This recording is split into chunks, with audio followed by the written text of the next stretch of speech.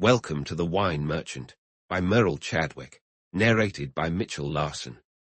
Published by BrooksAudiobooks.com. All rights reserved. No portion of this audiobook may be reproduced in any form without written permission of the publisher. Visit BrooksAudiobooks.com for an awesome collection of unique, full-length audiobooks, and be sure to subscribe to be notified when new books are released.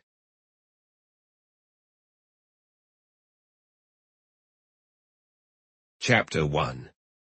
Marlon Bostic was exhausted, tired of the jolting saddle of his motorbike, the cramped position of his arms, the rattle of the engine, and most of all, the dreary, desolate land surrounding him. He had set off from Pau early that morning, and aside from an hour and a half in Bayonne for lunch and a brief business meeting, he had been riding non-stop. Now, after 5 o'clock, the last post he'd seen indicated he was still 26 kilometers from Bordeaux, where he planned to stop for the night. This never-ending road is maddening, he thought. I really need to stretch my legs. Ahead of him, a bump in the white ribbon of the road with low walls narrowing in on both sides signaled a bridge. He cut the engine, allowing the bike to coast to a stop at the crest. Dismounting, he slid the bike onto its stand, stretched himself luxuriously, and took a look around. In both directions, the road stretched flat and unchanging as far as he could see, just as it had throughout the day's journey. But while earlier it had taken him through open countryside, now he was enveloped in a pine forest that felt just as gloomy and desolate. The road felt isolated, cut off from the land around it, as if it was being squeezed out of existence by the dark, overwhelming trees on either side, a barrier that was aromatic yet foreboding. The view was made worse by the ugly gashes left on the tree trunks by resin collectors, making it look as though the trees were suffering from some illness. To Bostic, the landscape felt utterly deserted. Since passing through La Bohire 2 hours earlier, he couldn't recall seeing a single living soul apart from a few fleeting glimpses of people in passing cars, and even those had been scarce. He leaned his arms on the stone edge of the old bridge and took a drag from his cigarette. Aside from the distant sound of an approaching vehicle, the spring evening was remarkably quiet. The river curved gently to the left, flowing dark and sluggish between its flat banks, where pines grew right up to the water's edge. It felt lovely to sit in silence for a few moments, and Bostic removed his cap to let the cool air brush against his forehead, savoring the relaxation. He was a handsome man in his late 20s, clean-shaven with grey, sincere eyes, slightly curly dark hair, and a strong, well-defined jaw. Business had brought him to France. As a junior partner in the firm of Edwards and Bostic, wine merchants on Gracechurch Street in London, he took an annual trip to visit the exporters his firm worked with. He had travelled across the south of the country from Sète to Pau, and was now preparing to make his way back from Bordeaux toward Avignon, after which his journey would be complete. To him, this aspect of his job was enjoyable, and he relished his yearly trip almost as much as he would a holiday. The vehicle he had heard in the distance was now nearby, and he turned casually to watch it pass. Little did he know that this simple action, taken almost without thought, would alter the course of his entire life, and not just his, but the lives of several others he was completely unaware of at that moment. It would bring about both sorrow and joy, crime and the enforcement of the law. In short, had he not turned to look, this story would never have unfolded. The vehicle itself was nothing extraordinary, a motor lorry with a capacity of about 5 tons, a heavy machine moving slowly down the road. At first, Bostic's attention was caught by the driver. He was a man in his 30s, attractive, with sharp features, an aquiline nose, and dark, intelligent eyes. Though he wore rough work clothes, there was something about his demeanour and posture that hinted at a man of higher social status than his job suggested. An ex-officer, Bostic thought as his eyes drifted to the lorry behind him. Its faded green paint was dirty, and it was mostly empty, save for a single heavy casting that seemed to be part of a large machine. A brass plate on the side displayed the words, "The Lands Pit-Prop Syndicate, number 4 in English." Bostic was mildly surprised to see a nameplate in his language in such an unexpected place, but it didn't hold his interest for long, and he quickly pushed it from his mind. The machine chugged along slowly, and now feeling somewhat refreshed, Bostic turned to start his bicycle again. However, his troubles for the day were far from over. On the ground beneath his fuel tank was a dark stain, and just as he noticed it, a drop fell from the carburetor feed pipe, followed closely by another, and then another. He crouched down to inspect it, and quickly identified the source of the issue. The feed pipe was joined to the bottom of the tank with a union, and the nut had loosened just enough to create a small but persistent leak. He tightened the nut and looked at the fuel gauge. A quick glance revealed he had barely a drop left. "Blast it," he muttered under his breath. "That's the second time that pesky nut has left me in a bind." He found himself in a bit of a pickle. He was still about 25 kilometers from Bordeaux, and his bike wouldn't get him more than a couple. Of course, he could flag down the first car that came along and likely borrow enough petrol to get to the city, but he had been surprised all day by how few cars he had seen, and there was no telling if one would pass by any time soon. Then he heard the distant sound of the lorry, still faintly ringing in the air, and a thought crossed his mind.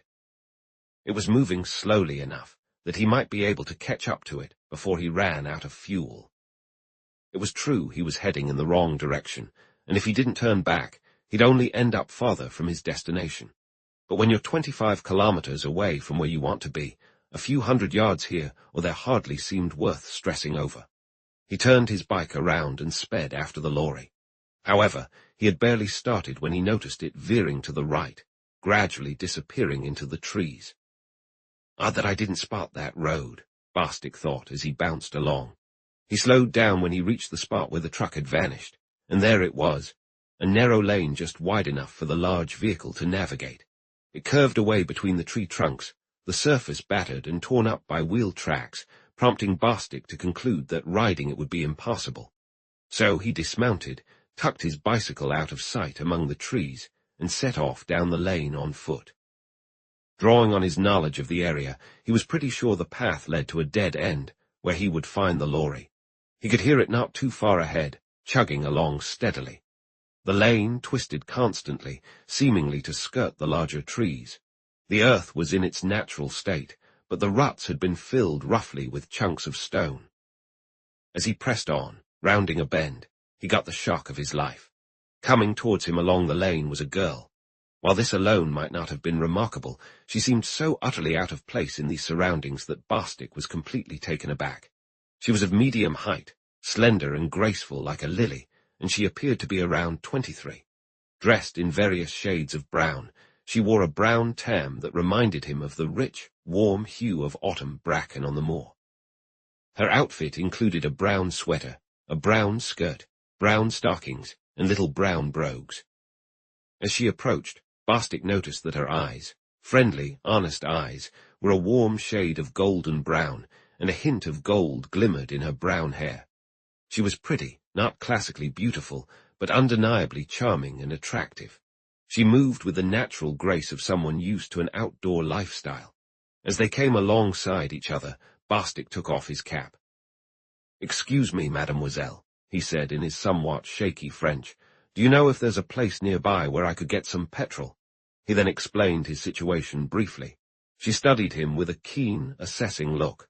Apparently satisfied, she smiled faintly and replied, "Of course, monsieur. Come to the mill and my father will help you. He's the manager." She spoke even more haltingly than he did and showed no trace of a French accent. Her French sounded more like that of an English school. He stared at her in disbelief. "But you're English," he exclaimed, surprised. She let out a light laugh. "Of course I am," she replied. "Why wouldn't I be English? But I must say that wasn't very polite of you." He apologized, feeling a bit flustered. It was simply so unexpected to meet a fellow countryman in such a remote place. He didn't mean to offend. "You mean to say my French isn't so bad after all," she said, teasingly, and then continued, "I can assure you it's much better than it was when we first arrived here." "So you're new to the area?" he asked. "We haven't been here long. It's quite a change from London, as you can imagine. At first I thought it would be dreadful, but I've actually come to like it here." They had turned, and were now walking together among the tall, straight trunks of the trees.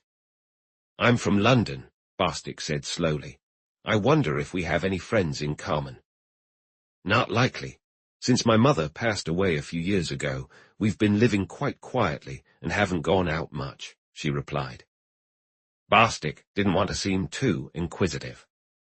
He offered a fitting response and shifted the conversation to the countryside, recounting the details of his ride that day. She listened with enthusiasm, and he could tell she was lonely and thrilled to have someone to talk to. She certainly appeared to be a lovely young woman, simple, genuine, and friendly, undeniably a lady. But soon their walk reached its end. About a quarter of a mile from the woods, the lane opened up into a large, D-shaped clearing. It was clear that this space had recently been cleared, as many of the tree stumps scattered across the ground were still white at the tops.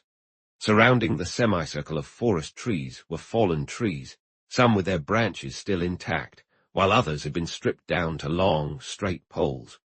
Two small groups of workers were busy, one cutting down trees, while the other trimmed branches. Across the clearing, forming the other edge and the straight side of the D, flowed a river, likely the same one Barstick glimpsed from the road bridge. It was wider here, a substantial stretch of dark water that looked uninviting beneath the shadows of the trees. At the riverbank, serving as the focal point of the cleared semicircle, stood a small building, clearly the mill. It was a single, long, narrow shed made of galvanized iron, positioned parallel to the river. In front of the shed was a small wharf, while behind it were stacks of tree trunks cut into short lengths, carefully arranged for seasoning. Decuval tramways extended from the shed, with workers hauling timber in the trucks. From the mill came the harsh, screeching sound of a circular saw. "A sawmill," Barstick remarked, though it felt a bit obvious. "Yes, we cut pit props for the English coal mines. Those stacks over there are for them. Once they dry out, they'll be shipped overseas.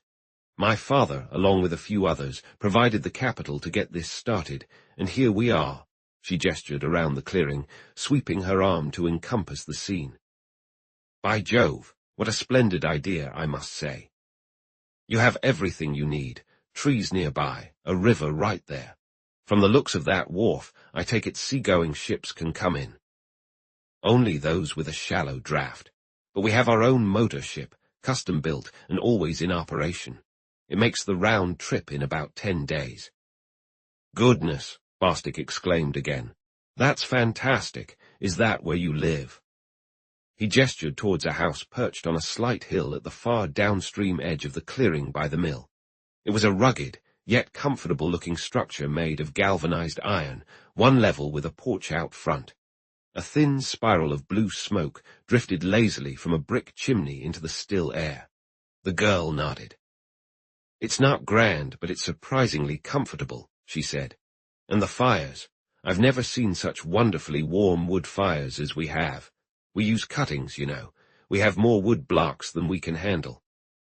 "I can imagine. I wish we had that in London." They strolled at a leisurely pace across the clearing toward the mill. At the back of the shed were several doors, and beside one of them stood the motor lorry. Its engine was still running, but the driver had vanished, presumably into the building. As they approached, Barstick casually glanced over the vehicle again. Then he felt a mild surprise, like that which occurs when a minor, unexpected event takes place. He had been certain that the lorry parked at the mill door was the same one he had seen on the bridge and followed down the lane. But now he realized it was not. He had noted, if only absent-mindedly, that the original machine was number 4. This one had a very similar plate, but it read, "The Lands Pit Prop Syndicate, number 3. Though it was of little significance, Barstick found himself intrigued and examined the vehicle more closely.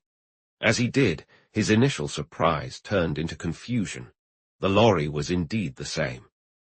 Up on the top was the casting, just as he remembered it. It seemed impossible that 2 identical lorries could have the same casting arranged exactly that way, at the same time and place. Still, it was just within the realm of possibility. But then he noticed a detail that clarified everything. The casting was held steady by some rough pieces of wood. One of those pieces was split, and a strangely shaped splinter had partially lodged in a bolt hole. He recalled, though it had slipped from his mind, that he had seen that odd-shaped splinter when the lorry passed him on the bridge. There was no question. It was unmistakably the same vehicle.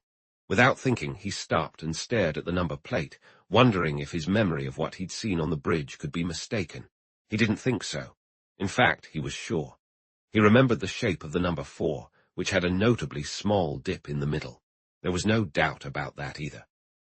He stood still for a few moments, lost in thought about the puzzle, just about to say something when the girl interrupted him. "Father will be in the office," she said, her voice tinged with urgency. "You should go see him about the petrol." He looked at her with curiosity. The smile had vanished from her lips, and her face had gone pale. She was frowning, and he could see unmistakable fear in her eyes. She wasn't looking directly at him, and his gaze followed hers. The driver had come out of the shed, the same dark-skinned man with sharp features who had passed him on the bridge.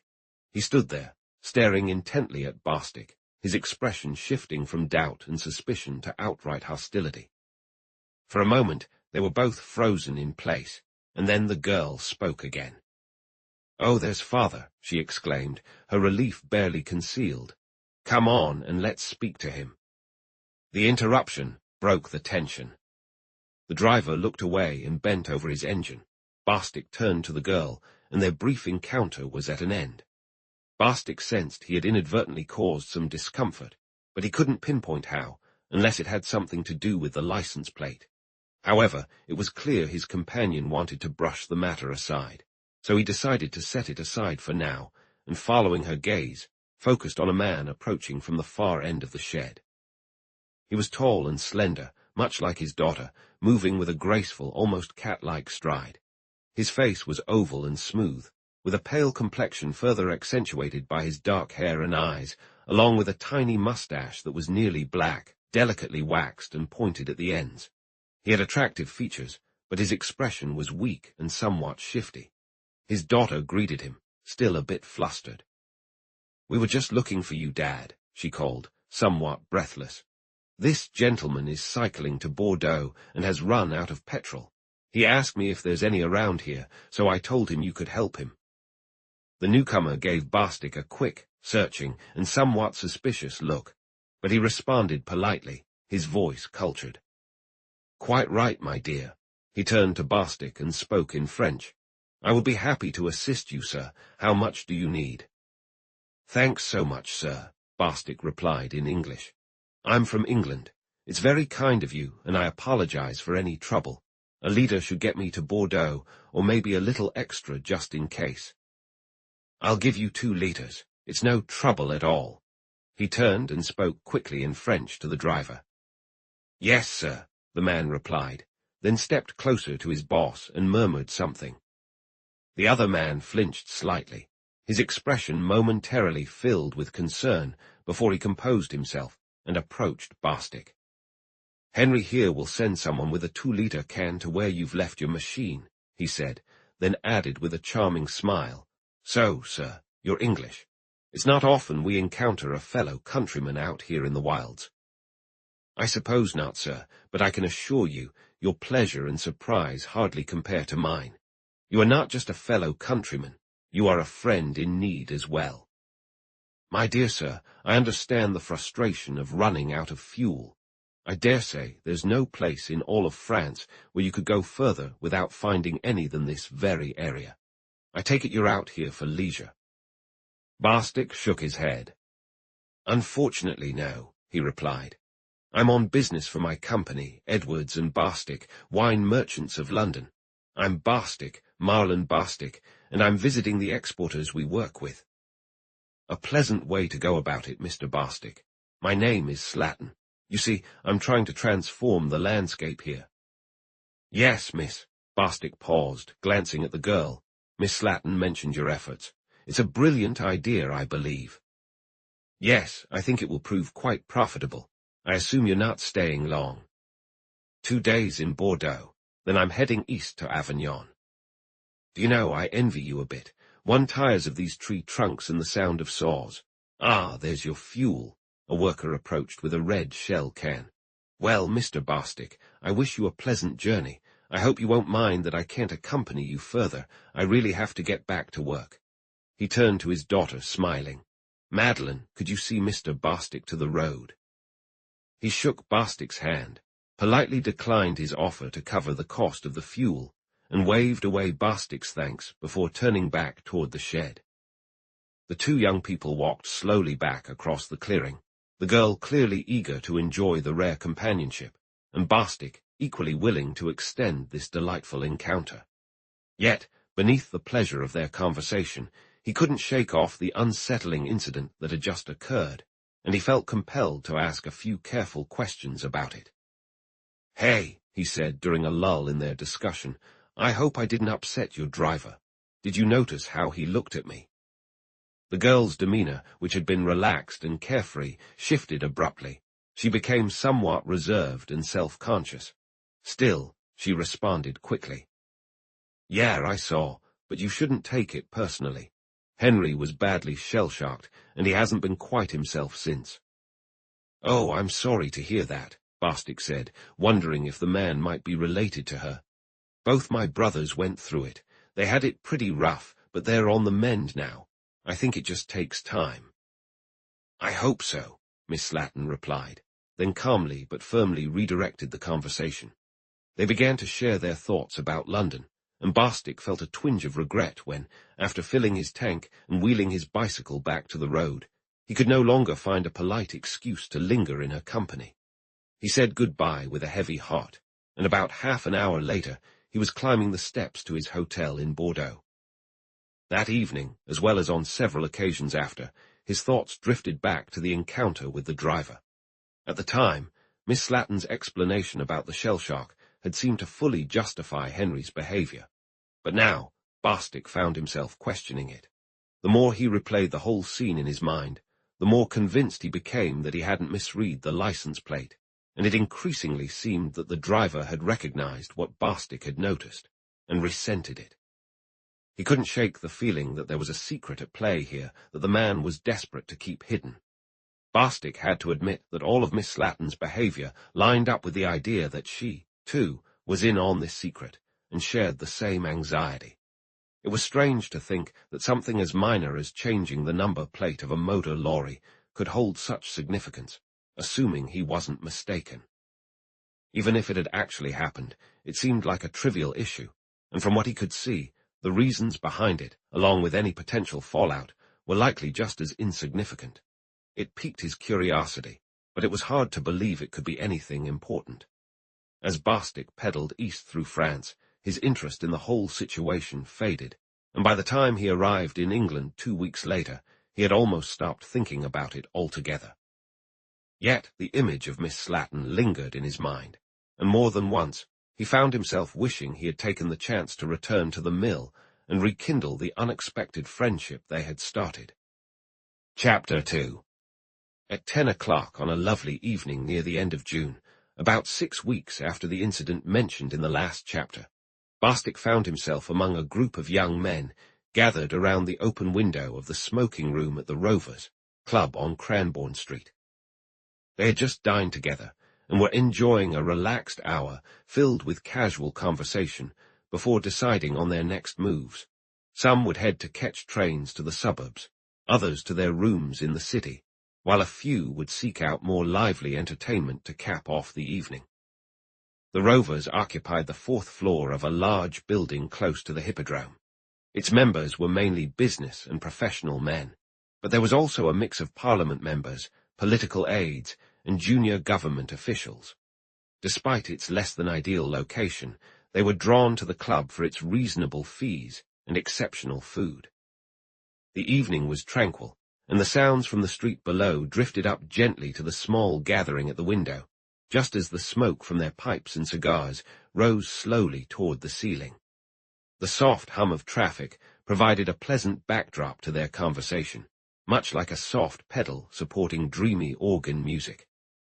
Aside from the 6 young men in the bay window, the room was empty, save for a waiter who had just delivered some fresh drinks and was now clearing away empty glasses from a nearby table. The topic of discussion had shifted to travel abroad, with several members sharing stories about their experiences overseas. Barstick, feeling a bit tired, and having said little, suddenly realized it was his responsibility as one of the evening's hosts to engage more fully in the dialogue. He resolved to share his own little adventure at the sawmill of the Pit-Prop Syndicate. He lit a fresh cigar and began to speak. "Do any of you know the area just south of Bordeaux?" he asked, and when no one replied, he continued, "I'm somewhat familiar with it, since I pass through every year on my rounds with the wine exporters. This year, though, something curious happened about a half-hour from Bordeaux. A pretty trivial matter, really, but it did puzzle me. Perhaps one of you might shed some light on it."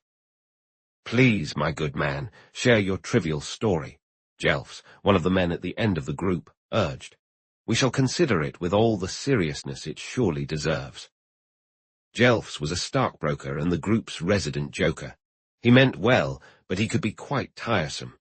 Bostic ignored his interruption.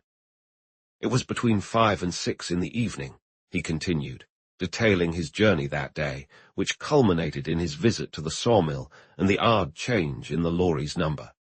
He recounted everything accurately, with one exception. He omitted his encounter with Madeline Slatton. "And what happened next?" asked Drake, another man in the group, when Bostic finished. "Nothing else happened," Bostic replied. "The manager came by, gave me some petrol, and I left. The question is, why would that number plate have been changed?"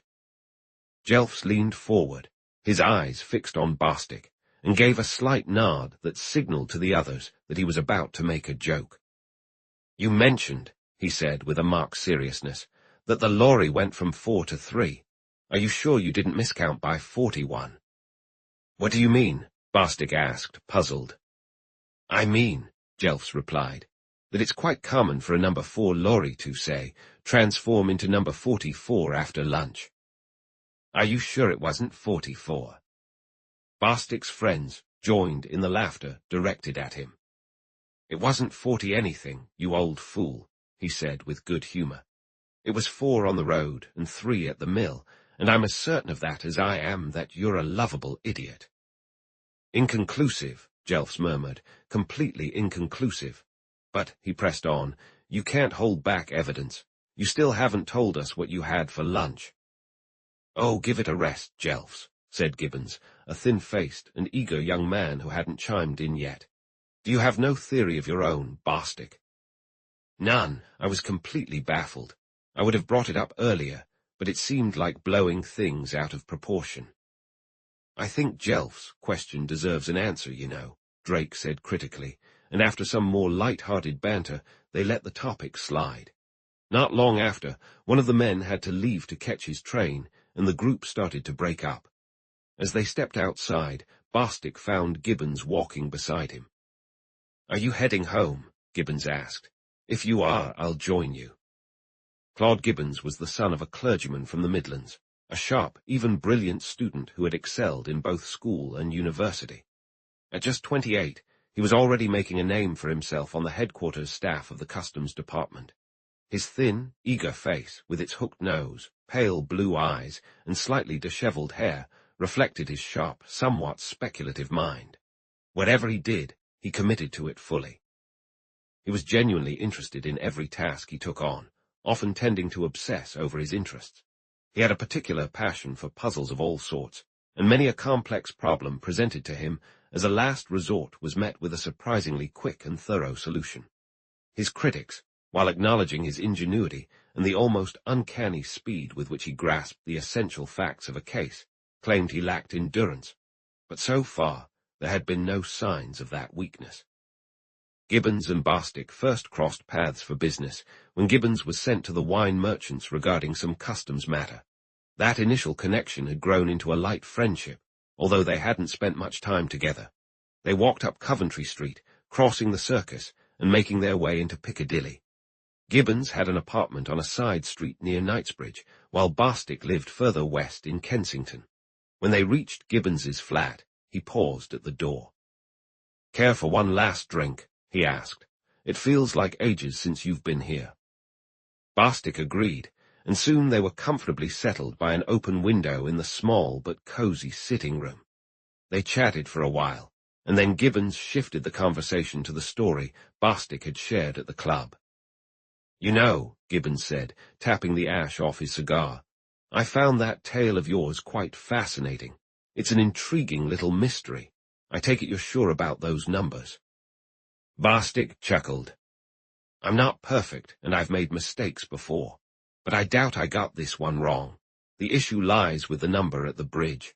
The number at the mill is certain. I made a note of it too many times to be mistaken. It was definitely number 3, as sure as I'm sitting here. But the bridge number is another story. There wasn't anything to draw my attention to it, and I only caught a quick glimpse. I'd second-guess myself on that one if not for one detail. It was a black figure on polished brass, and I particularly noticed the wide black lines, which left a surprisingly small brass triangle in the center. If I noticed that, it must have been a 4. Gibbons nodded. Pretty definitive, I would say. He paused briefly, then moved a little uncertainly. Don't take me for impertinent, my friend, he said, casting a sideways glance, but I got the sense that you were holding something back. Is there more to the story than what you've shared? Now it was Barstick's turn to hesitate. Though Madeline Slatton had occupied his thoughts almost constantly since he returned to town, he had never mentioned her name, and he wasn't sure if he wanted to now. Forgive me for prying, my friend, Gibbons continued. No need to answer if you don't wish to. Barstick made up his mind. Not at all, he replied slowly. I'm being foolish to keep it a mystery. I'll tell you. There's a girl, the manager's daughter. I met her in the lane while I was following the lorry, and I asked her about petrol. She was remarkably kind. She came back with me and told her father what I needed and all that. But Gibbons, here's the thing. She knew there's something there, and she's aware of it too. She looked quite frightened when that driver locked eyes with me, and she tried to draw me away, and she was clearly relieved when it was over. Later, her father suggested she walk me to the road, and on the way I mentioned the incident, said I was worried I had rattled the driver somehow, and she immediately became uncomfortable, telling me the man was shell-shocked, implying he was strange, and then she abruptly switched to a different topic so pointedly that I had to let it go. Gibbons's eyes sparkled with curiosity. Quite an intriguing little mystery, he remarked. I suppose the driver couldn't have been a relative or even her fiancé. That crossed my mind, and it's possible, but I don't think so. I believe she wanted to explain his behavior to keep me from getting suspicious. And she didn't explain it. Maybe she did, but again, I don't think so. I have a good understanding of shell shock, as you know, and this didn't seem to fit that description. I'm not saying she wasn't being honest. I just mean that this particular behavior didn't appear to stem from it. There was a brief silence before Barstick continued. There was something else that might be relevant, or maybe it's just my imagination. I can't be certain. I mentioned that the manager showed up right in the middle of the little scene, but I neglected to mention that the driver approached him and spoke in a hushed tone. The manager seemed startled and glanced at me, looking a bit annoyed. It was just a flicker, so quick that I might not have noticed had I not seen what came before. He was perfectly polite and friendly right after that, and I might be mistaken about the whole thing. But that fits, Gibbons remarked. If the driver noticed your reaction and what you were staring at, he would naturally warn his boss that you had caught on. The manager would look surprised and annoyed for a moment, but then he'd realize he needed to deflect your suspicion and act as if nothing was amiss. Exactly, that's what I thought, but again, I could be wrong. They continued to discuss the issue for a while longer, and then their conversation shifted to other topics. Finally, the clock struck midnight, stirring Barstick, who stood up and said he needed to go. 3 days later, he received a note from Gibbons. Swing by tonight around 10 if you're free, it read. I have a plan, and I hope you'll get involved. Tell you when I see you. It just so happened that Barstick had no plans that evening, and shortly after 10, the two men were settled in matching armchairs by the open window, their drinks close at hand and their cigars well lit. So, what's this brilliant idea of yours? Barstick asked after they chatted for a bit. If it's as good as your cigars, count me in. Gibbons fidgeted, clearly struggling to find the right words. Barstick could see that he was worked up, and his own curiosity piqued. "It's about your story," Gibbons finally said. "I've been mulling it over." He hesitated, as if unsure of himself. Barstick felt akin to Alice listening to the Mock Turtle's tale, but he held his tongue and waited. After a moment, Gibbons continued. "You told it with a bit of uncertainty," he said. "You hinted that you might be mistaken in thinking there was anything to it. Now I'm going to suggest something even more outlandish, with even less to back it up. But I'll go ahead anyway." His uncertainty faded, and he spoke with newfound confidence. "Here you have a trade that's a bit suspicious. Maybe you think I'm exaggerating. If so, let's just say there's something unusual about it, something definitely worth noticing, as it stands out from the ordinary. And when we really think about it, what's the first thing we notice?" Gibbons looked at his friend, who was listening intently but didn't answer. So Gibbons answered his own question. "First off, it's an export trade from France to England, only exports, mind you. From what you learned, these folks send pit props to England, but bring back nothing." "Right." "They didn't mention any return cargoes," Barstick replied, "but that doesn't mean there aren't any. I didn't investigate it thoroughly." "But what could there be? What could possibly be shipped in bulk from this country to a remote area in the woods near Bordeaux? Something, mind you, that you didn't notice right there at the site. Can you come up with anything?" "Not right now, but I don't see what this has to do with anything." "Maybe nothing at all, yet it raises an interesting question." "I don't get it." "Well, here's the thing. I've been asking around, and it turns out that most of our pit props come from Norway and the Baltic Sea. But the ships bringing them don't return empty. They carry coal back. Do you understand now?"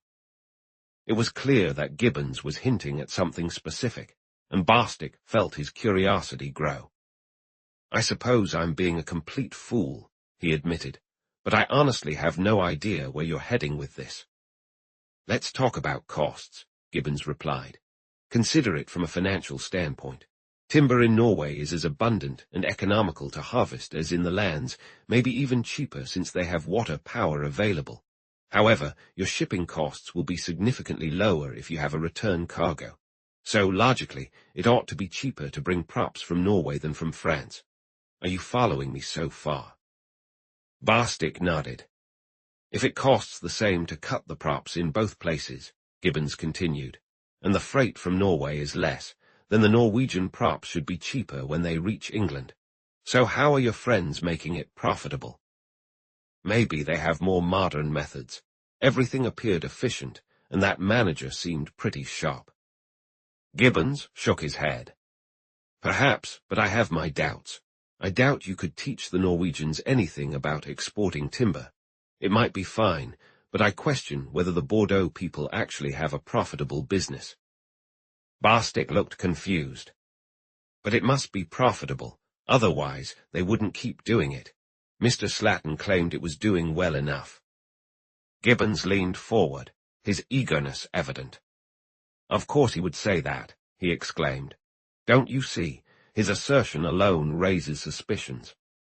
Why would he want to tell you anything if there's nothing to make you question it?" "There's nothing that makes me doubt it. Listen, Gibbons, I don't understand what you're getting at. For heaven's sake, just explain yourself." "Ah," Gibbons replied with a grin, "you see, you didn't grow up in customs. Do you know, Barstick, that the thing we're most focused on is an import trade that doesn't generate any profit?" He paused for a moment before continuing. "Because if a trade that doesn't pay keeps happening, there must be something else making it profitable.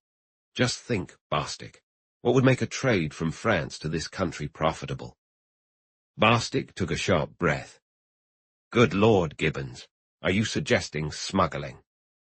Gibbons laughed with delight. "Of course I'm talking about smuggling. What else could it be?" He let the idea settle in Barstick's mind before continuing. "Now consider another thing.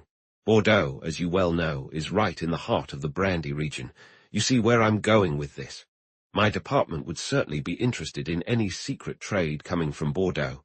You just so happen to stumble upon one. Get it? What do you think?" I don't think much of it, Barstick shot back sharply, a wave of irrational anger washing over him. The suggestion irked him for no apparent reason. The image of Madeline Slatten's clear, honest eyes came forcefully to mind. I'm afraid you're mistaken this time.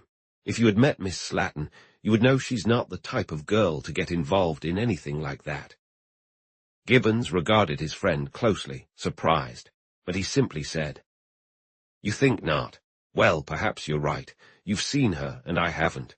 But those 2 points are certainly intriguing, changing the numbers and the lack of a return trade. I doubt there's anything there. Maybe you're correct, but the idea still fascinates me. I was about to make a proposal, but I suppose you won't be interested now. Barstick's brief annoyance began to fade. Go ahead and share it anyway, old fellow, he replied, his tone calming. You get your holidays soon, right? Next Monday. My partner is away at the moment, but he returns on Wednesday. I'll go right after. I figured as much. I'm off on mine next week, taking the motor launch, you know. I had plans for the Riviera to travel by the Seine, then by canal to the Rhone and out at Marseille. Higginson was supposed to join me, but as you know, he's laid up and won't be out of bed for a month. My proposal is that you take his place, and instead of the usual route across France by the Seine, we should try to navigate from Bordeaux via the Garonne. I'm not sure if we can do it, but it would be quite the adventure. Plus, we ought to stop by your sawmill on the way and see if we can uncover more about those lorry numbers. What do you think? That sounds absolutely intriguing. Barstick was now fully back in high spirits. But I'm not much of a yachtsman. I don't know the first thing about it. Nonsense, what do you need to know? We're not sailing, and motoring through rivers and canals is fantastic fun. After that, we can head to Monte and any other places you fancy. I've done it before and had a wonderful time. So, what do you say? Are you in? Your invitation is very generous, I must say, Gibbons. If you think you can tolerate a hopeless landlubber like me, I'm definitely in. Barstick was surprised by how excited he felt about the proposal. He enjoyed boating, albeit in a mild way, and it wasn't the thought of endless journeys along the canals and rivers of France that thrilled him. Even less so was it the sea, which he detested due to its motion. Nor was he particularly interested in the matter of the lorry numbers. He found himself both intrigued and puzzled by the situation. While he was curious to know more, he didn't feel a strong urge to dig deep into it. He definitely wasn't about to do any snooping, especially if Gibbons was suggesting that. He didn't buy into the smuggling theory for a second. Yet, being in the area, he thought it would be acceptable to stop by the Slattens' place. Miss Slatten had seemed rather lonely, so it would be kind to try to brighten her spirits. They could invite her aboard for tea, and perhaps a pleasant cruise up the river.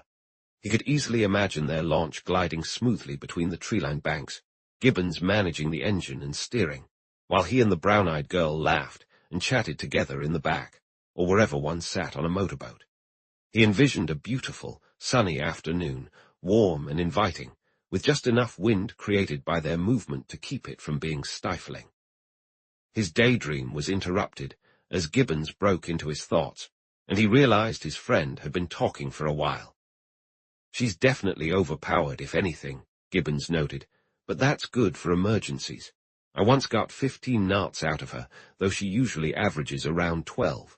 And she handles well in choppy waters, too. For her size, I've never been in a drier boat. What's her size? Barstick asked. She's 30 feet long, 8 feet wide, and draws 2 feet 10 inches. She can navigate any of the French canals. She has 2 4-cylinder engines, either of which can run her. The engines and steering are amidships, with the cabin at the back fully decked over. Oh, she's a beauty. You're going to love her, trust me. Are you really telling me you cross the Bay of Biscay in a boat that size? The bay gets a bad rap. I've crossed it 6 times, and it was only rough once. Of course, I'd stay close to the coast and find shelter if a storm blew up. You don't need to worry. She's as safe as can be. I'm not worried about her sinking, Barstick replied. It's far worse than that. The truth is, he continued with a rush of honesty, I can't handle the motion. It makes me feel sick all the time. Could I meet up with you later?" Gibbons nodded. "I was thinking the same thing, but I didn't want to bring it up. Honestly, it would work better for me.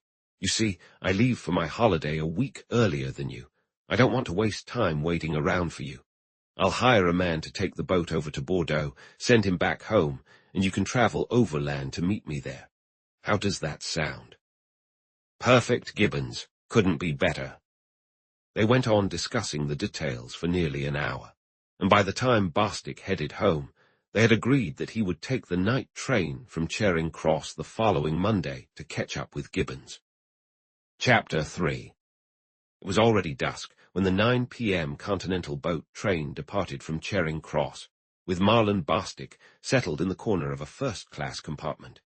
The day had been splendid, filled with clear skies and bright sunshine, and the forecast promised more good weather ahead. As the train rumbled over the bridge at the end of the station, the sky and river displayed a stunning palette of crimson, pink, and gold, fading through violet and grey into nearly black. The intricacies of the bridge's girders framed the grand buildings on the northern bank, briefly illuminated by the light beyond, dark, imposing structures with jagged, serrated tops. But as the train crossed the river, closer buildings blocked the view, and it plunged into the intricate maze of South London. The thrill Bostic had felt when first discussing this trip hadn't faded. He hadn't looked forward to a holiday like this since his school days. The upcoming cruise promised to be a fresh adventure. He'd never been on any kind of voyage before. His only experience had been a couple of dull days yachting on the Norfolk Broads, an ordeal he was relieved to see end. But this was different. He was eager to explore. He preferred to venture into local spots rather than stay in the grand, cosmopolitan hotels that were largely the same worldwide. He longed for authentic foreign experiences. How better to see a country than by slowly cruising through its waterways? Bostic was genuinely excited about what lay ahead. And then there was Gibbons. Bostic had always appreciated Gibbons' company, and he hoped he would be the perfect travel companion. True, Gibbons was a bit fixated on this lorry business. While Bostic found the topic mildly interesting, he would never have considered going back to the sawmill to look into it. But Gibbons seemed genuinely thrilled about it. His excitement could likely be explained by his passion for puzzles and mysteries. Perhaps he also half believed in his outrageous theory about smuggling, or at least saw it as an opportunity to make a name for himself. Bostic thought to himself how a man's job shapes his thinking. Here was Gibbons, whose mind was wired for customs operations. Whenever he encountered something he couldn't explain, smuggling was his immediate conclusion. If he had been a soldier, he would have suspected gun running. If a politician, he might have imagined a plot to sneak in anarchist propaganda. But he had yet to meet Madeline Slatton. He would soon realize how ridiculous the idea was when he finally encountered her. The thought of her being involved in something so dubious was far too absurd to even irritate him. Nonetheless, Gibbons was insistent on visiting the mill, and Bostic knew he ought to pay a visit to the Slattons while he was in the vicinity. It wouldn't be right to be nearby and not drop in. Besides, it was impossible to visit without inviting Miss Slatton to join them on the river. As the train lurched through the quickly darkening countryside, Bostic began to imagine the details of their outing. Surely they could enjoy tea on board. He must remember to pick up some nice pastries in Bordeaux. Perhaps she would lend a hand getting things ready while Gibbons steered and tinkered with his old engines. He could picture her leaning over a tea tray, her graceful figure, the little brown wisps of hair escaping from her tam o' shanter, her warm brown eyes lighting up as they met his gaze. Dover arrived sooner than he expected, and Bostic had to set aside his thoughts about the plans until he boarded the boat and settled into a corner of the smoking room. There, however, he dozed off, waking only to the commotion of their arrival in Calais. He arrived in Paris just before 6 and drove to the Gare d'Orsay, where he had time for a quick bath and breakfast before catching the 7:50 a.m. express to Bordeaux. Once again, it was a perfect day, and as the hours went by, they travelled steadily southward through the pleasant but somewhat monotonous central plains of France. The heat grew increasingly oppressive.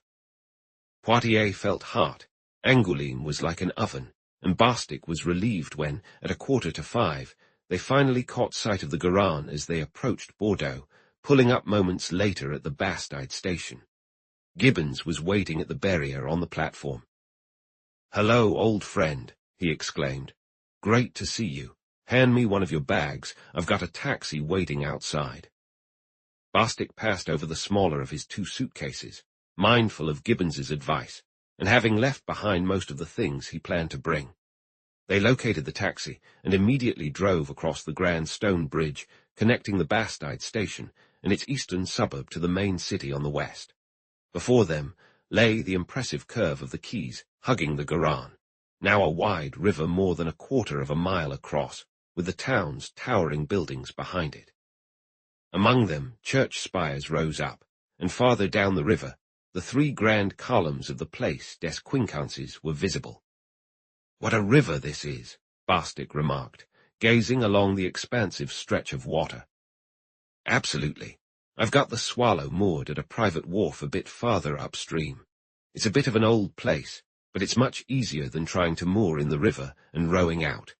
We'll drop your things off on board and then head back into town for dinner." "Sounds good to me," Barstick replied. After crossing the bridge, they turned left, heading upstream, and drove along the quays toward the south. After crossing the railway bridge, the taxi veered down toward the riverbank, coming to a stop at a slightly run-down place marked by a sign that read André Leblanc Boat Rentals. Gibbons hopped out, settled the fare with the taxi driver, and followed Barstick through the gate. The area was small, featuring a wooden dock along the river and a shed on the opposite side. A few boats were docked between them, but the whole spot felt neglected and lifeless, with an air of decay. "There she is," Gibbons exclaimed, his voice brimming with excitement. "Isn't she a beauty?" The Swallow was tied up at the dock, her bow facing upstream, straining against her mooring ropes in the swift current of the outgoing tide. Barstick's first impression was one of disappointment. He had envisioned a sleek vessel made of polished wood, with gleaming white deck planks, shiny brass fittings, and plush seats. Instead, he found a boxy, awkward-looking boat painted in a faded, sickly greenish-white, giving off an overall vibe of neglect. She had a flush deck and sat high in the water with nearly 5 feet of freeboard. Just forward of the center, there was a small cabin featuring a brass wheel and binnacle.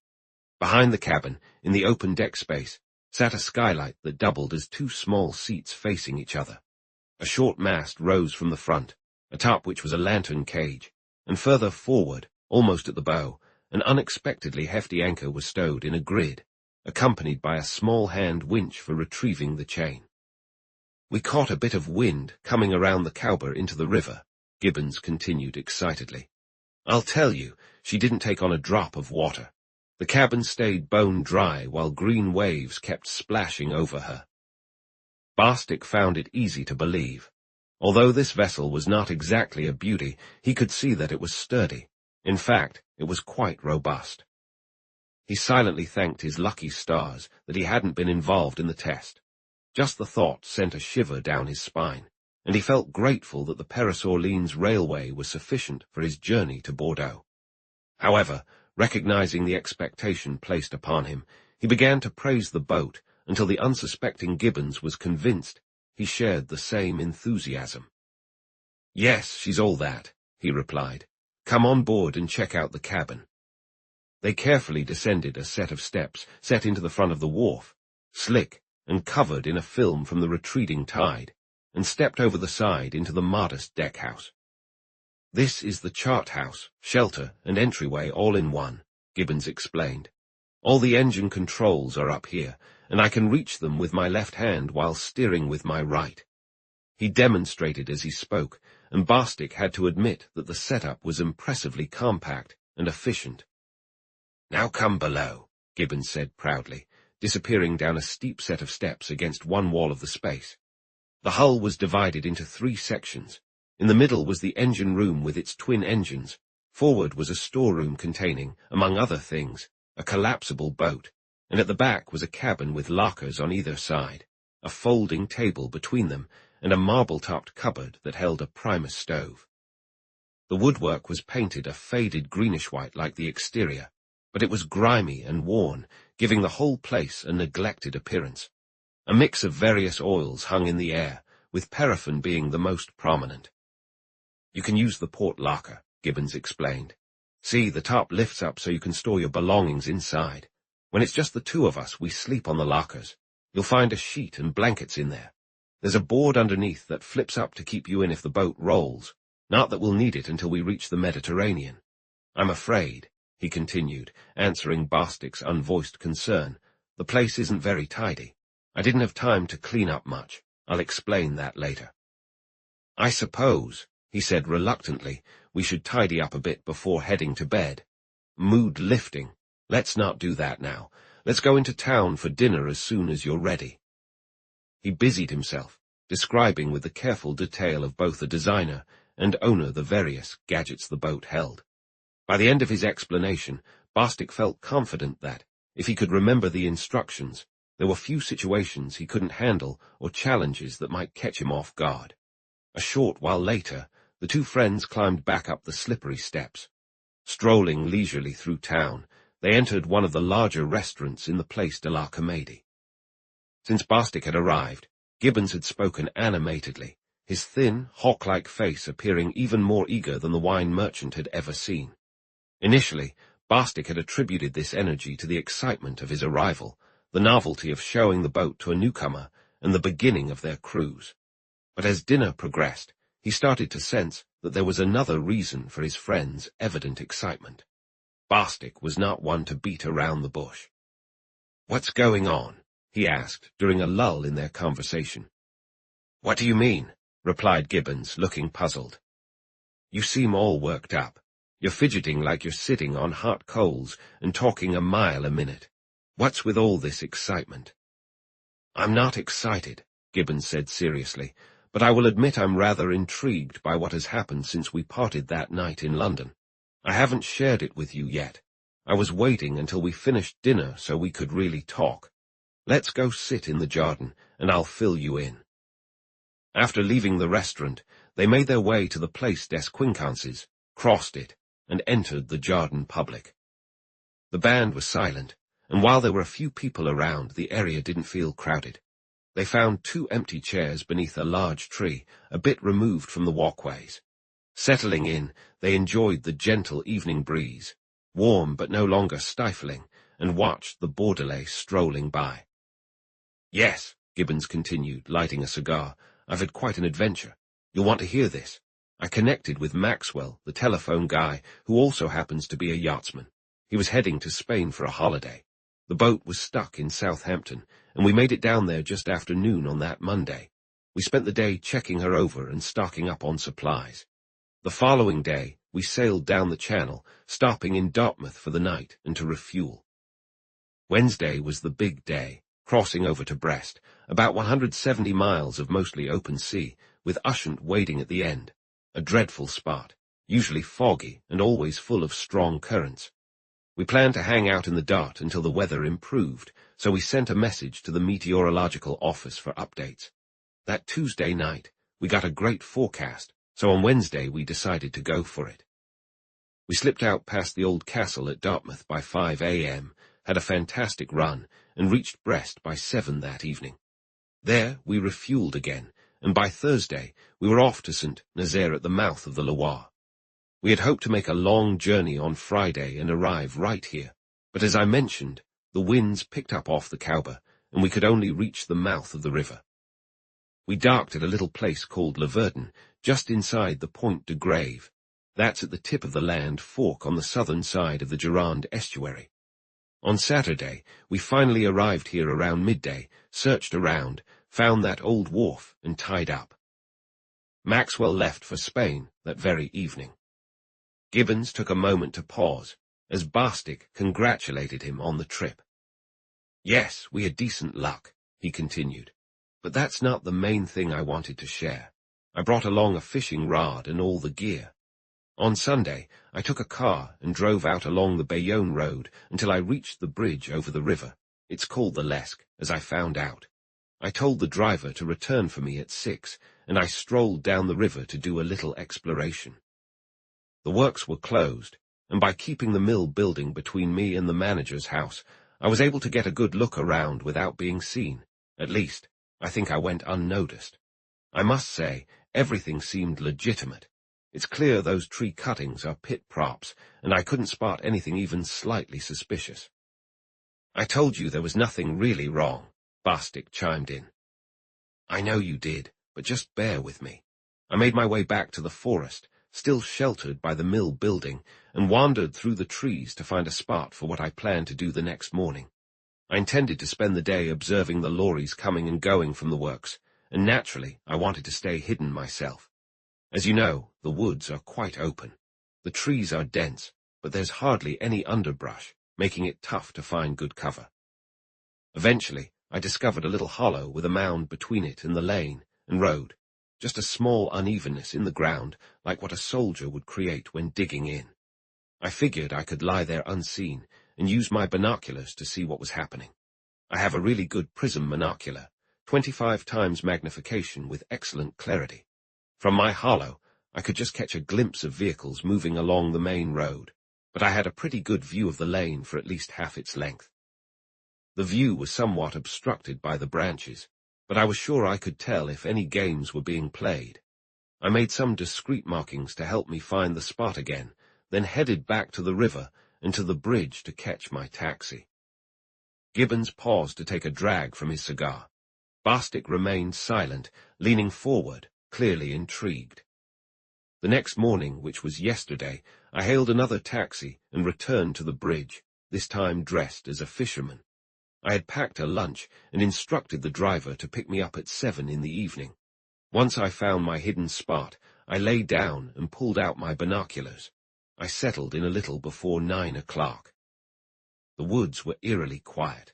I could faintly hear the sounds of sawing from the mill, and a few birds were singing, but otherwise it was completely still. Nothing happened for about half an hour, and then the first truck appeared. I heard it long before I saw it. It rolled slowly along the road from Bordeaux, then turned into the lane and continued at nearly a walking pace. Through my binoculars, I could see it clearly. It had the same label plate you described, and it was marked number 6. It was empty. The driver was a young man, clean-shaven and fair-haired. A few minutes later, a second empty truck came from Bordeaux. It was number 4, and I'm certain it was the same man you saw. He matched your description perfectly. This truck also made its way down the lane toward the works. There was a lull for about an hour. Around 10:30, the number 4 truck, with your friend behind the wheel, came back down the lane, heavily loaded with firewood. I followed it, moving slowly and bumping over the uneven ground. When the vehicle reached a point about 100 yards from the road, at what I later learned was an S-curve that blocked the view in both directions, it came to a halt, and the driver stepped down. I didn't need to emphasize how closely I watched him, and Bostic, would you believe what I saw him do? Swap the license plate, Bostic suggested, a grin spreading across his face. Swap the license plate, Gibbons echoed, incredulous. I swear that's exactly what he did, first on one side, then the other. He changed the 4 to a 1. He pulled the 1 plates from his pocket and slipped the 4 plates back in their place, and the whole process took barely a moment, as if the plates just slid in and out of a holder. Then he jumped back into his seat and drove off. What do you make of that? Goodness knows, Bostic replied slowly. What an unusual situation. Isn't it? That truck drove away out of sight. I waited there until after 6 and saw 4 more trucks go by. Around 11 o'clock, number 6, with the clean-shaven driver, passed again, loaded with what looked like firewood. That was the same one that came through empty at 9. Then there was a break until 2:30 when your friend returned with his truck. It was empty this time, still labeled number 1. But I'll be damned, Bostic. He stopped at the same spot and switched the number back to 4. Good heavens, Bostic exclaimed, now almost as intrigued as his companion. It took just a couple of seconds, and then the truck rumbled on toward the mill. I was quite excited, let me tell you, but I decided to hold back and see what would unfold next. The next thing I saw was the return of number 6 with the clean-shaven driver. You remember, it had left loaded around 11. It came back empty shortly after, maybe around 2:45. It didn't stop, and there was no change to its number. Then there was another lull. At 3:30, your friend came out again, this time with another load. He was driving number 1, and I waited to see him stop and change it. But he didn't do either. He just sailed off with the number still showing as 1. Strange, isn't it? Bostic nodded, and Gibbons continued.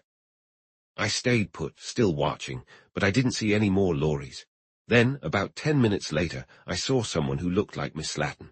She was dressed in brown and was walking briskly down the lane toward the road. About an hour later, she passed by again. Then, at around 5 minutes past 5, some workmen walked by. Looks like their day ends at 5. I waited until things were clear. Then I went down to the lane to check where the lorry had stopped and realized it was a double bend, making it a very hidden spot. I walked back through the woods to the bridge, grabbed a taxi, and got back here around 7:30.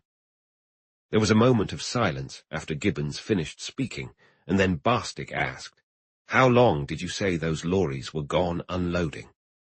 About 4 hours. That would be enough time to unload in Bordeaux.